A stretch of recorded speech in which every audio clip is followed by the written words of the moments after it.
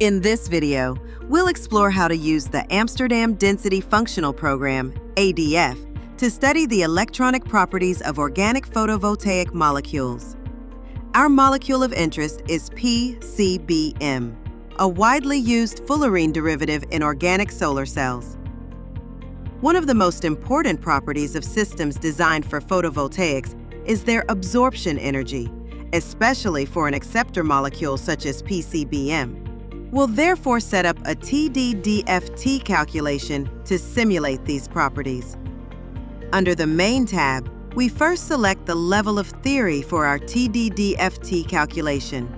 This is a relatively large molecule, so we might start with a more affordable method.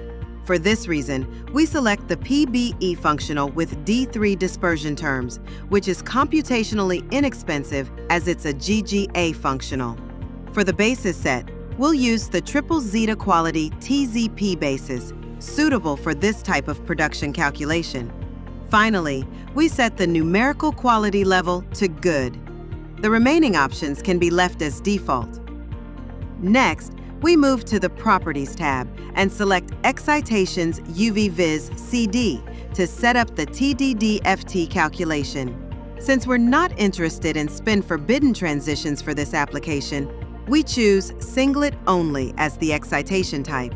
This molecule contains a large number of delocalized electrons, both on the fullerene core and the side chain. So to capture a broad portion of the absorption spectrum, we'll request many excitations. Specifically, we'll enter 100 in the number of excitations box. And that's it. The calculation is now set up. We can save the job and then run it as shown here. This level of theory gives a good balance between accuracy and performance, making it useful for studying trends in excited state properties. However, for large molecules like PCBM, which show important charge transfer excitations, GGA functionals such as PBE may not be accurate enough. Hybrid functionals like 𝗵𝗲𝗿 often give better excitation energies. But there's a trade-off. Hybrid TDDFT calculations can become very expensive for big systems, especially when you need to include many excited states. In those cases, TDDFT can quickly become a computational bottleneck.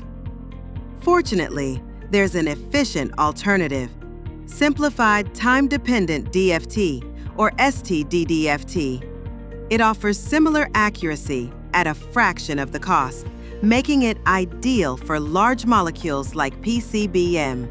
sTDDFT and its related method, sTDA, work best when a hybrid, metahybrid, or range-separated hybrid functional is used for the ground state SCF calculation.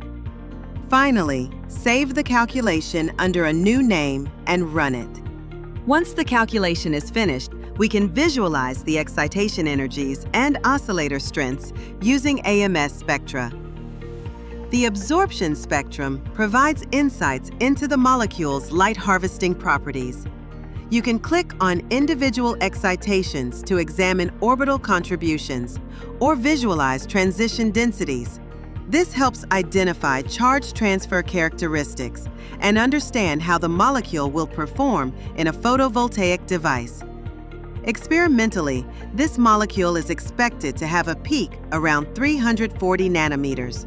However, we see that our time-dependent DFT results are redshifted compared to experiment, indicating a limitation of the underlying method. What about the simplified time-dependent DFT results? We can add them to the same graph for comparison. The simplified time-dependent DFT spectrum shows a peak very close to 340 nanometers, thanks to the improved approximation. And the computational cost? We can check the log files to compare. The actual calculation time depends on hardware factors such as CPU clock speed and the number of nodes and cores used. In our case, we ran the calculation on a single cluster node. The time-dependent DFT calculation with the PBE functional required over 2 hours to complete, despite the powerful hardware. Meanwhile, the simplified time-dependent DFT calculation using the 𝗲𝗲𝗿-𝗵 functional, which would normally be much more expensive than PBE, took less than half an hour. For more details, check the official documentation and tutorials on the SCEM website. You'll find additional explanations, references to the literature, and step-by-step tutorials. And don't forget to check our other videos for more computational solutions. Thanks for watching.